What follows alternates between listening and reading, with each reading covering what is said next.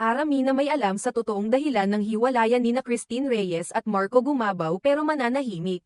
Tahimik man sa isyu ang mga sangkot, nagsalita na ang aktres na si Aramina tungkol sa hiwalayang kinaaliwan ng publiko, ang pagputol ng relasyon nina Christine Reyes, ang kanyang nakababatang kapatid, at ang aktor na si Marco Gumabaw.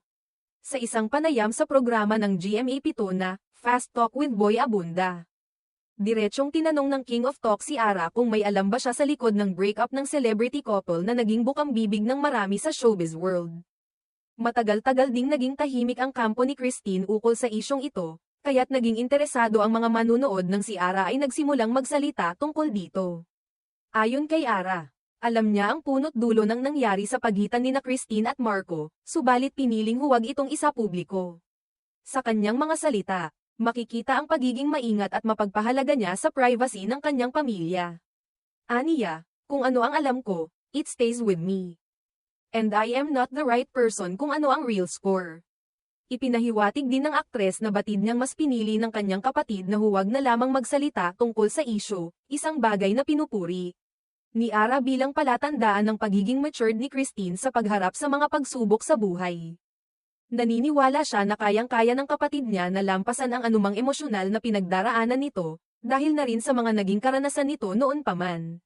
Dagdag pa niya, bilang isang pamilya, hindi nila iiwan si Christine sa mga panahong nangangailangan ito ng suporta. Basta ang masasabi ko lang, andito lang kami para sa kanya, family, ani Ara.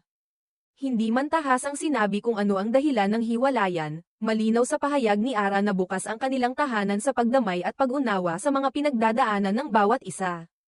Matatandaang naging usap-usapan ang relasyon nina Christine at Marco matapos nilang kumpirmahin ang kanilang pagiging magkasintahan noong 2023.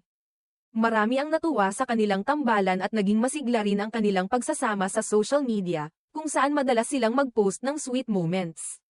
Ngunit noong mga unang buwan ng 2025, napansin ng mga netizens ang pagiging low-key ng dalawa at ang paglimita nila sa pagpapakita ng kanilang ugnayan online. Mula roon, nagsimulang umalingaw-ngaw ang mga espekulasyong posibleng nagkakalabuan na ang dalawa. Sa kabila ng lahat ng ito, walang kumpirmasyon mula kina Christine at Marco. Pareho silang nanatiling tahimik at piniling huwag nang palakihin ang issue. Kaya naman, ang kaunting pahiwatig mula sa kapamilya ni Christine ay agad pinagtuunan ng pansin ng publiko. Ang naging sagot ni Aramina ay isang paalala na hindi lahat ng bagay sa showbiz ay kailangang ibunyag sa publiko, lalo na kung ito ay tungkol sa personal na buhay. Ipinakita rin niya ang isang magandang halimbawa ng pagiging protective at supportive na ate, na sa halip na ikwento ang detalye, mas piniling itaguyod ang respeto sa desisyon at privacy ng kanyang kapatid. Sa panahon ngayon na lahat ng bagay ay mabilis kumalat sa social media, ang ganitong klaseng tahimik ngunit matatag na suporta mula sa pamilya ay isang bagay na kahanga-hanga. Sa huli, malinaw ang mensahe ni Ara, mahalaga ang respeto, lalo na sa gitna ng ingay ng publiko.